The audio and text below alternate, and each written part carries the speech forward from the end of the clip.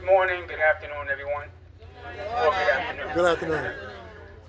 Yes, so we are here today for this special, very special occasion to celebrate this landmark of the street being named after this particular group, Fatboys Disco 3. We were known as Disco 3 first. That's First right. and foremost, we grew up on this block. So, free lunch, talking corner store. Which way was the corner store? Right there. Was that corner store? The game room, was it back there, the corner store? Getting stuff on credit. So, yeah, man. So, listen, there was 9 of us in the household. My brother's right here, Brother Pell, mother and father, beautiful people, may they rest in peace. You're known as Sweetie Wembley and Leroy Wembley. May they rest in peace. So I met Mark first. I was pushing a push broom up the block. It was a snowy day. Why I was pushing a push broom, I have no idea. So Mark was down the block, and he was walking towards me, and he introduced himself. Mind you, I was on the block first. I think Mark had moved on the block maybe like a month, 2 months later. So we introduced one another. I think I was like 8, he was 7. And so yeah, we hit it off. And after that, we met Buff. We met Buff when I was like, I think I was 13 years old. And Buff came through the block on a skateboard. Wow. I mean, Buff was very athletic,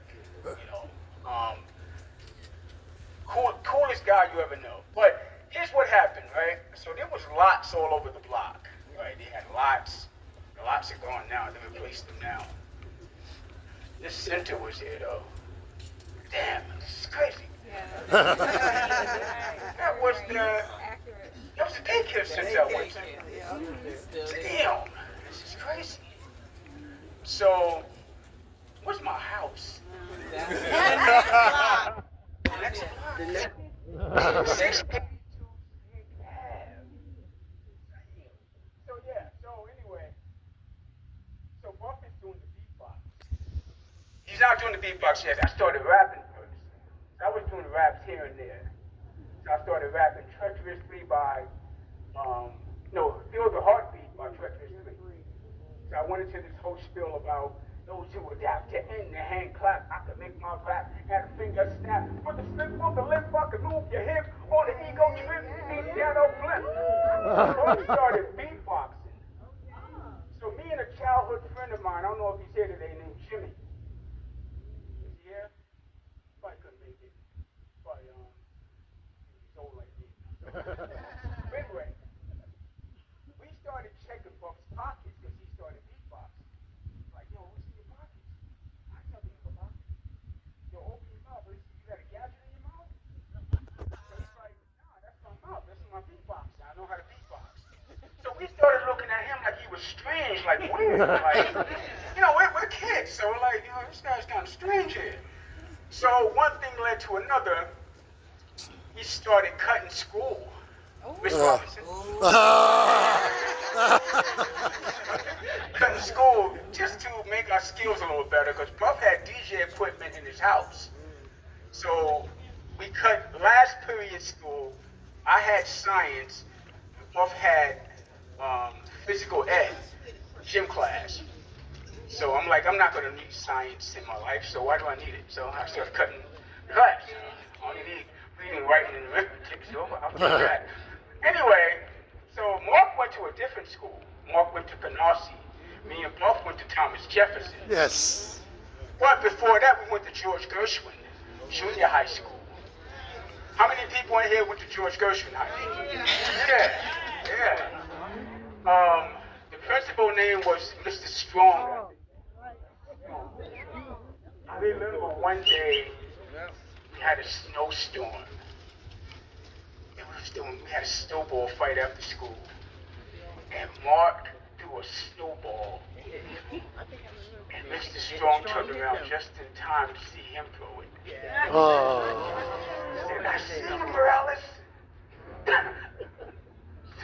So Mark got suspended. So those are the good times we had, man. We had so many. We played football all day. That was our thing, to play wanted to play professional. I wanted to play high school and college football. I had a pretty good arm, throwing the football. I didn't have the height to be the quarterback.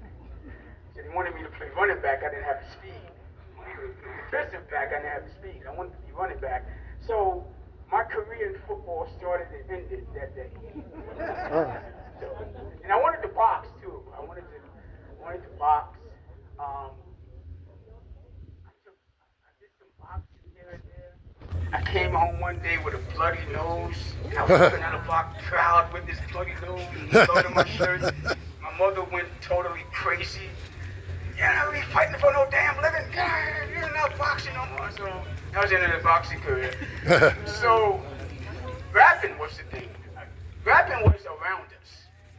The first DJ I heard, the first person I heard that did some kind of rapping was a guy named DJ Robbie D. You know Robbie D. DJ Robbie D. Schenck Park. He was set up. Is Schenck Park still over there?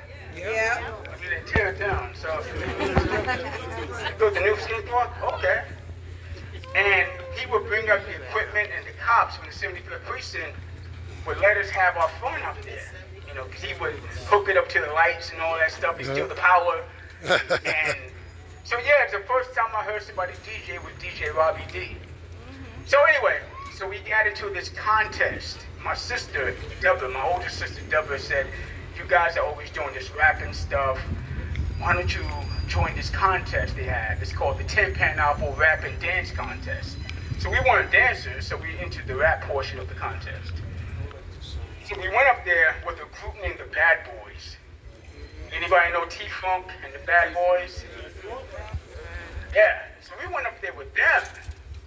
And the first place prize was a recording contract. So they said, hey, if we win the contract, we'll let y'all get on one of the songs in the album. We didn't go up there to join the we went up there to support them. So it's funny how God works. You understand what I'm saying? What's for you is for you. And I tell every artist that want to get into music, if it's for you, it's going to happen. There you go. But don't push it. Because, you got two sides to the industry.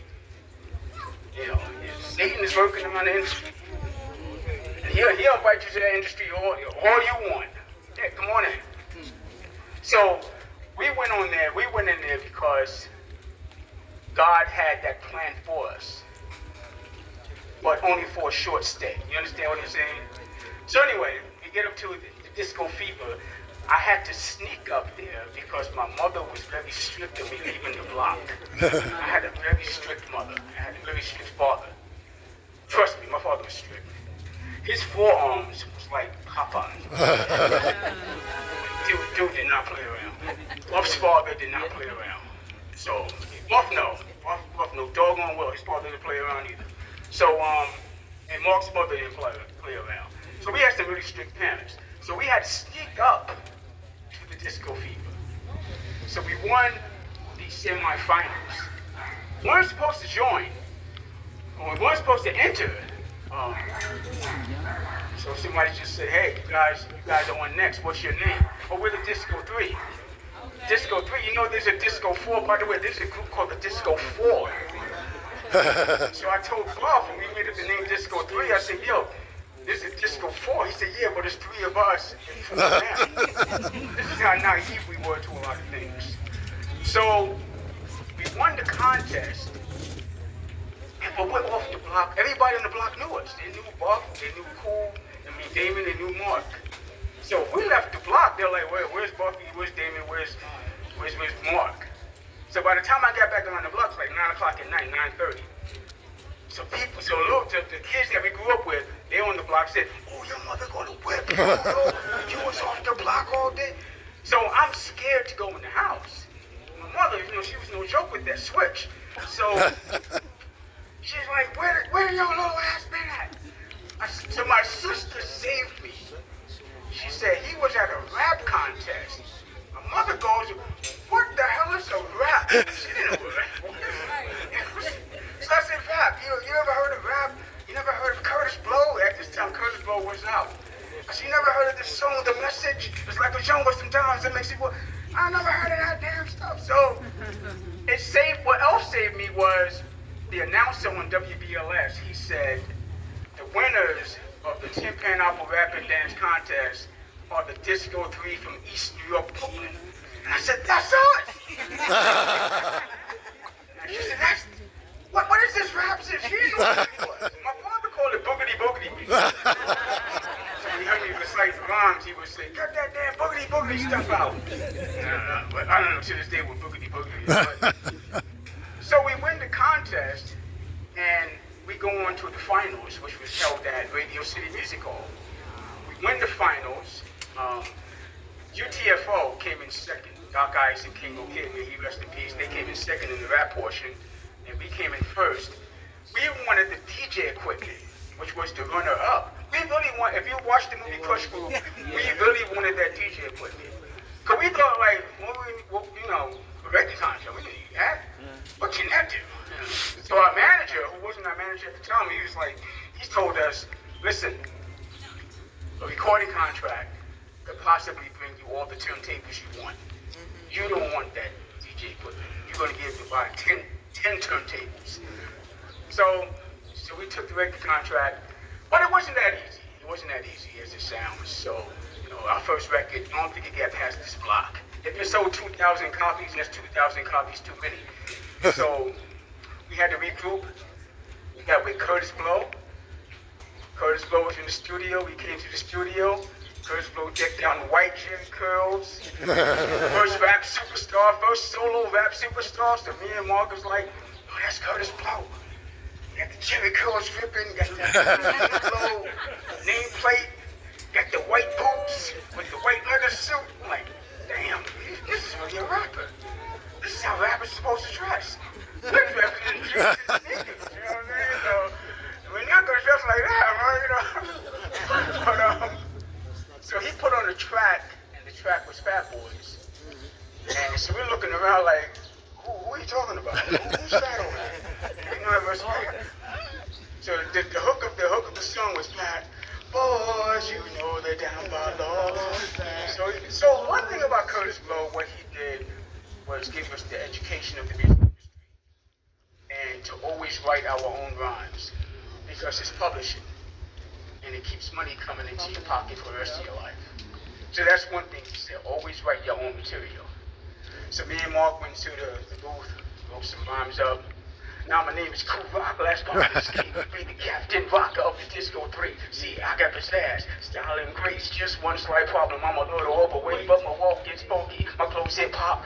You know what I'm saying? So the song comes out, on the B-side, he wanted to represent Buff. So we did a song called Put It Up Stick'em, which is the him and beatbox. How Put It Up Stick'em came into play was every time Mark would rap, or every time I would rap, we would amp ourselves up by saying, yeah, come on, put it up, stick'em. So he's like, yo, what's that thing y'all be doing with stick'em? I said, oh, that's some ad-libs. What Kurt didn't know was Put Up Stick'em was an acronym for stick 'em up. To run it, you know what I'm saying? So he said, yo, y'all should do that and introduce the beatbox. So we wrote Put It Up Stick'em, human beatbox, in maybe 2 minutes. Because most of it is just freestyle rap. So we went in there, we just put it up, stick 'em, ha ha, stick 'em, put it up, stick 'em, ha ha, stick 'em. And Buff just tore the house down to the point where Curtis Blow was like, yo, this is the real deal. Like, this dude is no joke. The song comes out. Now, if you're a football player, basketball player, cheerleader, big man on campus in high school, just think about this. You got the #1 record on the radio, you're still in high school. That eclipses every freaking thing, you know what I'm saying? So, we're in school and kids are knocking on the, waving to us while we're in class. Here's the thing about Buff, because he started celebrating really early. I would be in class chilling, just doing my work. I look up and I would see him with about 10, 15 kids and he's just beatboxing. School is over. You didn't go to class today? Nah. I ain't gotta go to class. Oh. Why not? You know what I'm saying? It wasn't school. This is why you go to class. But it got to the point we were doing so many shows and just we were barely coming to school after a while. So they had to pretty much give us a tutor. And so yeah, we just started touring all around the world. We toured Germany, toured Switzerland. Oh man, we had so much fun in these places, and they were so accepting of us just bringing hip hop out there. Because before that, we came along the heels of people like Curtis Blow, Flash and the Furious 5, Fearless 4, Treacherous 3, Funky 4+1, Fantastic Romantic. You know, we was on the heels of them. They opened the doors for us, so we came right behind them. And that's why I always give the props to the pioneers of hip hop, because they opened the doors for everything that you see going on in hip hop right now. The people who I mentioned, if it weren't for them, there would be no hip hop. So, yeah. So shouts out to Kool Herc. I know how you feel about Africa Bambaataa, but shouts out to Africa Bambaataa, may he rest in peace. Shouts out to a lot of people who paved the way for this music, for this culture to be where it's at today. You understand what I'm saying? Because they picked over this culture like vultures to the point where they left us crumbs. So all we have left is what they gave us. Corporate America came in and just swooped in and just, this is ours, we're taking it. Because we didn't have a stranglehold on the culture. And we still don't. You understand what I'm saying? So, nobody patented the word hip hop. You know, so, listen, this music was supposed to escalate, was not supposed to escalate past rappers' delight. They thought it'd be just one and done. Get that cracked out, F out of here, you know what I'm saying? Because there weren't no instruments involved. Think about a guy just coming up and taking turntables and chicka, chicka, chicka. People are looking around like, what the hell is this?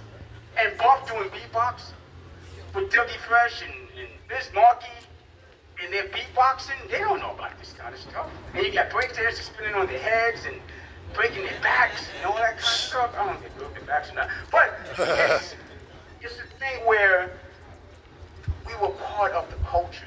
We were part of building up this culture. We were on the first rap tour, all rap tour, which consisted of Nucleus, Jam On It, Curtis Blow, Flash and the Furious 5.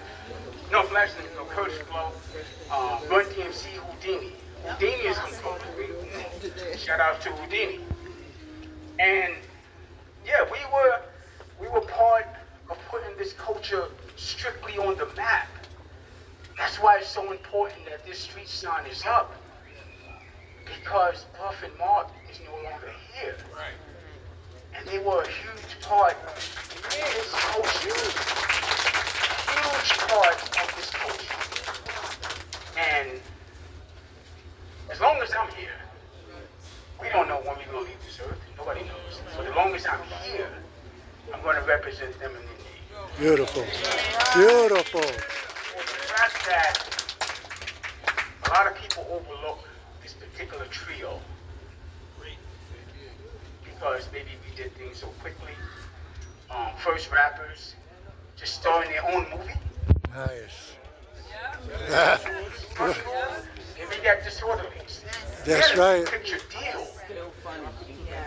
We had a 3-picture deal with Warner Brothers. You know what I mean? So, yeah, it's a lot. You know, the second rap act to go platinum, have a platinum album. Run DMC being the first. And we don't mind being behind Run DMC because they, shout out to them, they paved the way. But you ask Run DMC, you ask Houdini, you know, as far as stage performances, Fatboys were no joke. Fatboys were no joke, you know, and we represented that every night on stage. Our own tours after a while.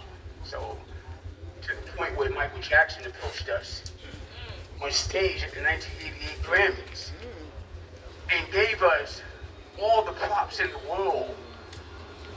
I love you guys. This guy right here putting the prop, this is the one. How do you do that? This is what Michael Jackson is telling us. He's the epitome of the music industry at that time. So to get a handshake from Michael Jackson in 1988 Grammys, we're invited to the Grammys because we had a very successful year as far as record sales.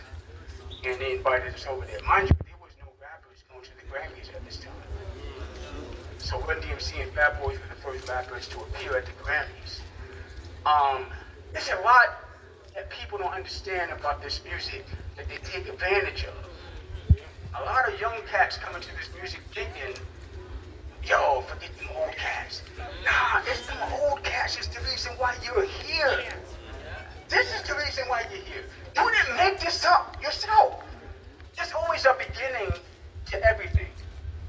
And at the beginning, it was DJ Hollywood. It was Curtis Blow, like I said. It was Lovebug Starsky. You know what I'm saying? It was the disco fever. It was T-Connection. It was Harlem World. Funhouse. So it was all these places that people don't know about that had to get this music and this culture off the ground. And we were part of that. You know, so I don't slight the pioneers or disrespect them in any way, shape, or form, because without them, there is no Disco 3 / Fatboys. Our manager was crazy. Yeah, Sean Stella was crazy. Mentally crazy. But he was the definition of a manager. One thing about a manager, if a manager wants to get paid, he gotta make sure you get paid. And he made sure he got paid. So he got paid, all right. But listen, it was a whole lot of things going on behind the scenes that people didn't know about. But in the entertainment industry, you're taught to smile. You're taught to look into the camera and smile all the time. Even though times are bad, even though there's turmoil behind the scenes, you're taught to get in front of a camera and smile. I was 18 years old for 4 years. Wow. Every interview I went to. How old are you? 18. How old are you now? 18. You lie. Industry teaches you to lie. So, but we had so much fun on tours. Buff was the epitome of Hugh Hefner. Wow. And Hugh Hefner did Buff would be freaking Hefner. This dude would walk into a room. Yo, D, I got a suite. Yeah, we got regular rooms. Yeah, I paid more money to get a suite. Why? We're out of here tomorrow night. Then he'll replace the light bulbs with red light. Why? So I'm like, dude, what's with the light bulbs? Nah, you know what I'm saying? It's like a... No, I'm saying that. It's like, I know what you're trying to do. It's like an aphrodisiac. Yeah, whatever the hell, you know what I mean? But, I'm like, but you're enjoying this. You are enjoying every bit of this fame, and that's good. You go to Mark's room, it's like a hurricane hit it. What's up? Why is everything on the floor? I don't know, I can get up. Just asking. You know, yeah, it was climbing out the ceiling. You know, you go to my room, it's all dark, like I'm having a seance or something. I'm just watching college football highlights or something. But that was the thing, like we had so much good chemistry because all we had at times was us three. And we actually grew up together. We actually became men together. You remember when we started touring, I was 17. I was the oldest in the group, I was 17. Now, Mark is 16, Mark is 15. So we're growing up together on tour. So a lot of people thought we were like in our 20s. We didn't old enough to vote, to drink liquor. Oh, fuck. But we just had so much fun. We had so much fun. We came from such a good background as far as family. And there was times I didn't call my mother for like 2 weeks out on tour. To the point where our old manager would tell me, hey, cool, you gotta call your mother. Right. Yeah, what's up? Okay. All right. Bye. Because I wanted that independence after a while. You know, Scorpios like that independence. So I didn't want to be a mama's boy. So I'm good. Okay, goodbye.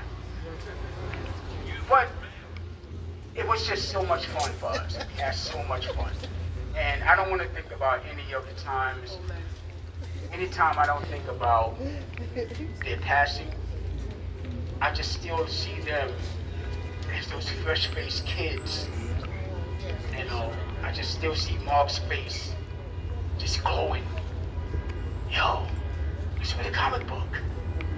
We're sitting on the steps of the house and read a comic book, a Marvel comic book. I see Buff just riding a bike past me. Yo, where you going? Be right back. Buff had a girlfriend on the other side of town, but he didn't let us know. This is like Buff was like 14 years old, so we found out. It's like, yeah. Buff was a sneaky little guy.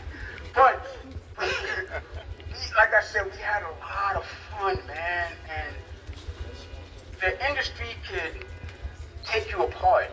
It could. The thing is, I never got high a day in my life. Never. Nice, Never nice. smoked a cigarette. Very good. Nice. Very good. Never in my life. Very nice. And that's a strong testament to my mother. You understand? Because my mom was always under the impression that the drugs would capture us. But she would always tell me the story of Freaky Lyman. Yeah. Wow. And I never wanted my mother to see me in a state of me being high and messed up and drugged out. You honor thy mother, thy father. That's in the Bible. These are your earthly parents. Your father is in heaven, resting. Is in our God in heaven. And hopefully we all make it there one day. But while you're here, you're supposed to honor thy mother, thy father. And all of us did that. You know, not a time when, I've never seen a time when we disrespected our parents, ever. And even when we were becoming extremely popular, I still had to come home and take the garbage out. It's a knock on the door. What time you gonna take that garbage out? What garbage? It's like, why can't he take it out? Well, let me go get my stick. Okay, I'm taking the garbage out right now. But keeping us grounded. Because they don't care about it. They care about their sons. Mr. Robinson cared about Buff. Miss Morales cared about Mark. My mother cared about me. They didn't care about the fame. They cared about the sons. You understand? So when I decided, I got to the point when I was like 313 pounds at my highest. And I decided one day, I looked in a magazine, they said when you get to the age of 30, it's going to be hard to lose weight. It's harder to lose weight. So I was like 21 at the time. So I came home off tour. I just took everything out the house. I stopped drinking soda, which was the ultimate culprit. Yes, Oh, no. yes. Agreed. Yeah. Anybody drinking soda, I stopped drinking Not soda. the soda. leave that crap alone. Yes. It's liquid crack. It is. Love It my is. soda. It does nothing for your body. It doesn't. Liquor does nothing for your body, but soda is even worse. Smoking cigarettes is the worst habit you can have, but I understand because, you know, the powers that be put so much crap in it that it keeps you hooked. So, yeah, like I said, we had so much fun. We did so many things. We went so many places. Me and Mark went to Amsterdam one day. We was in Amsterdam. So, you know, if anybody been to Amsterdam, you know where this story is going. We was at the red light district. Oh my God. Yeah, that place. Yeah.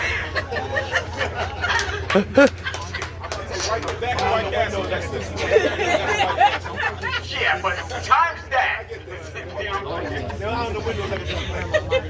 And So me and Mark decided to take a walk around and just have a little fun. Oh, all right, Just take a walk care. around. Send me them So we pics. started coming up on different places right. at the Send red me the light pictures. district. So Mark said, let's go in there. I said, all right, cool. We go in there. We put some coins inside of a booth. What I saw that day shocked me to this day. So, I didn't know a woman could have that. What I thought was a woman. But, so next story. So we're walking back to our hotel. We're talking about football. Hey, how about the Giants? How about those Cowboys? We're talking manly stuff. You know, that's what we just saw, you know. You gotta be proud to be a man, you know. So, but those are some of the times we had, man. We just had so many good times, man. And I remember Dick Clark,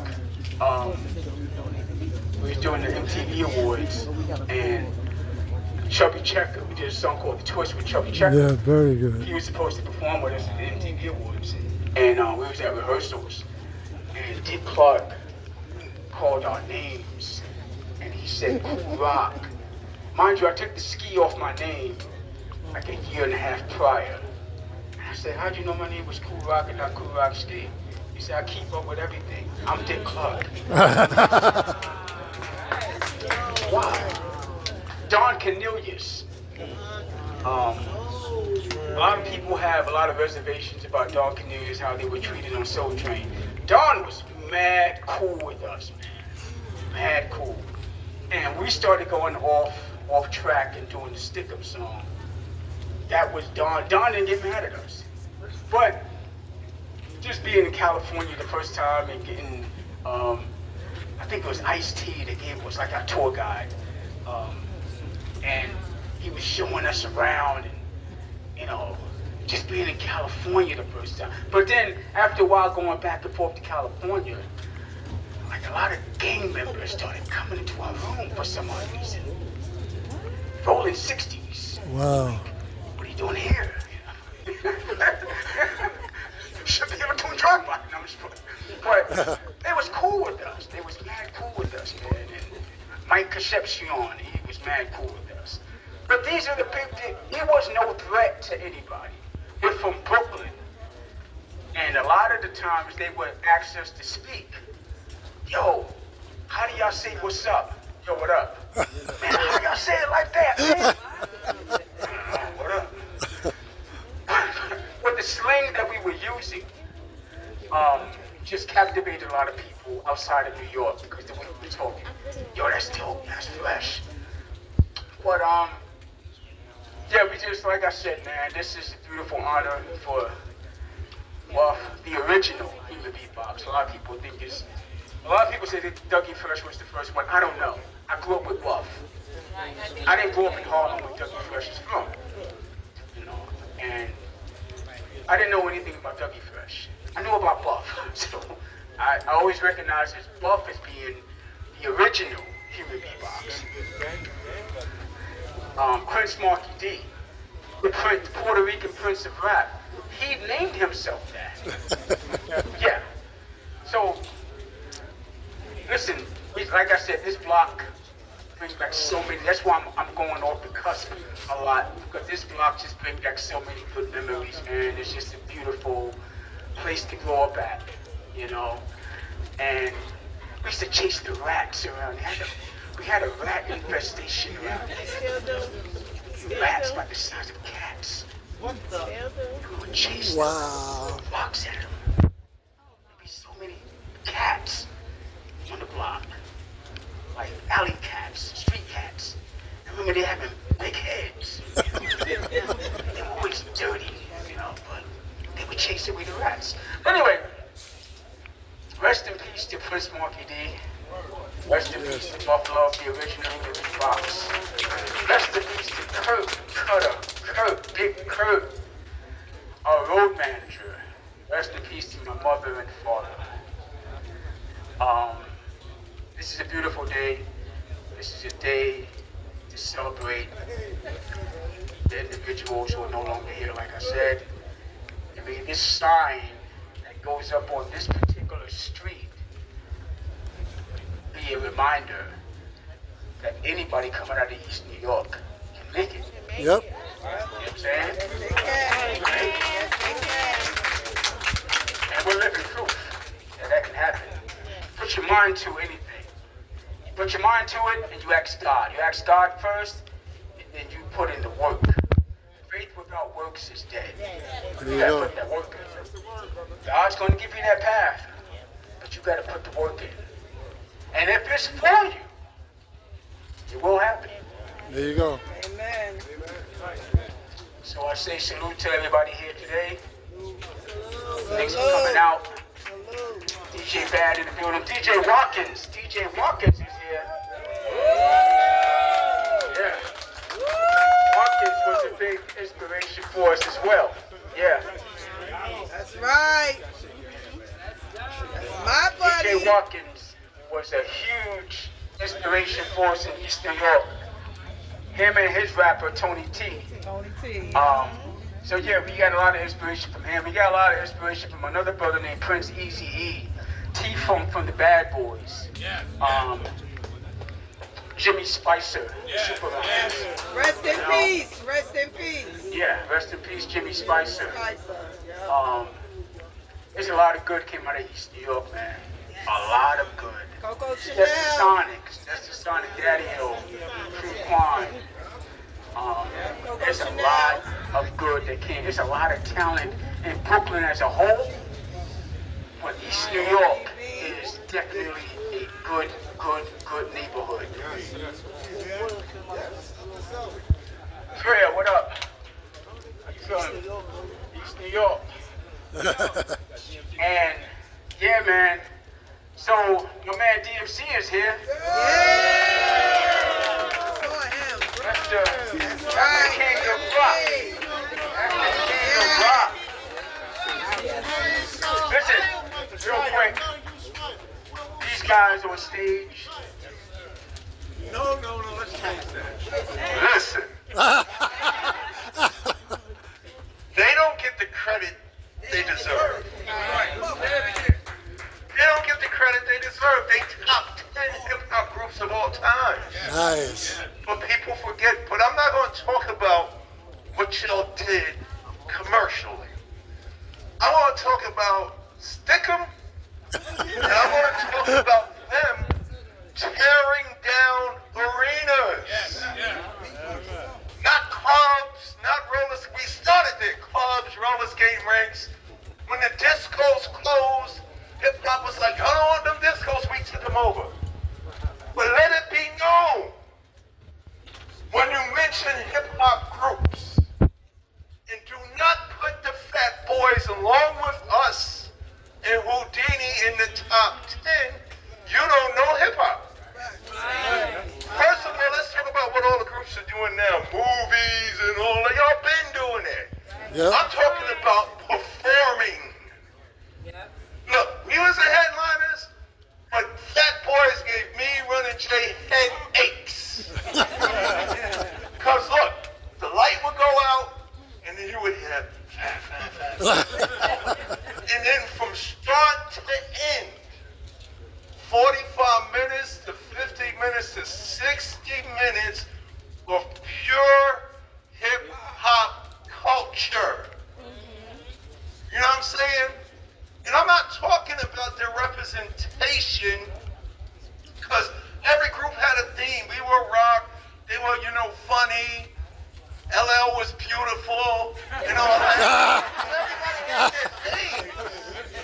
But I'm talking about dopeness. There's a difference from being successful in the music business. Success in the music business has nothing to do with your position in this hip-hop culture.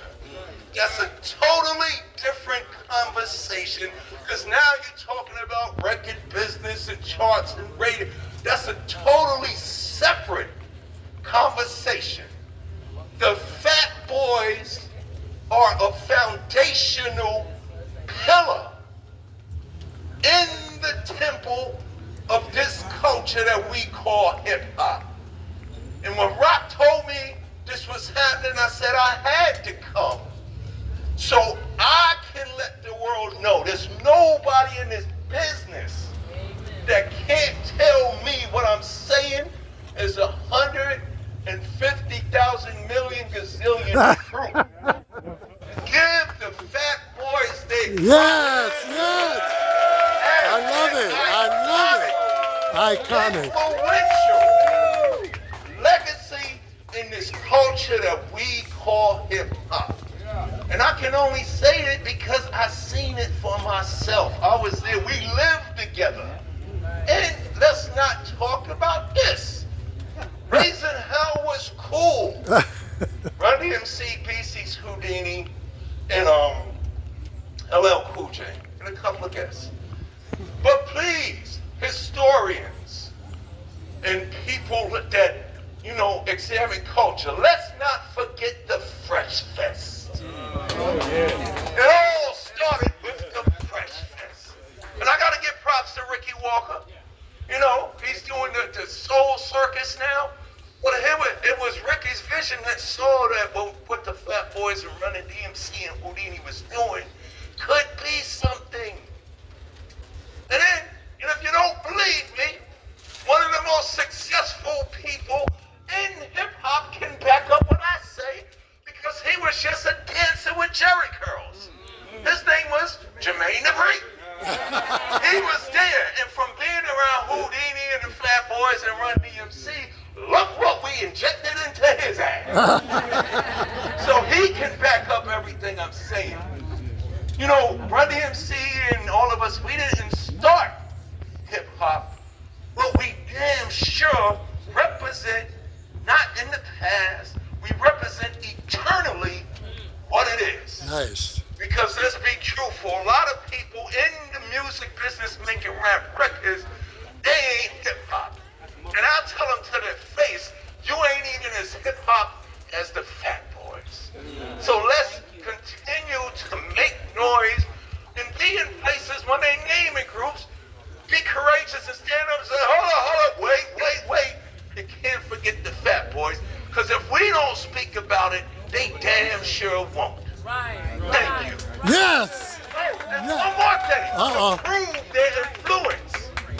to prove their influence. There's a record on the Raising Hell album. Now this is trivia for y'all.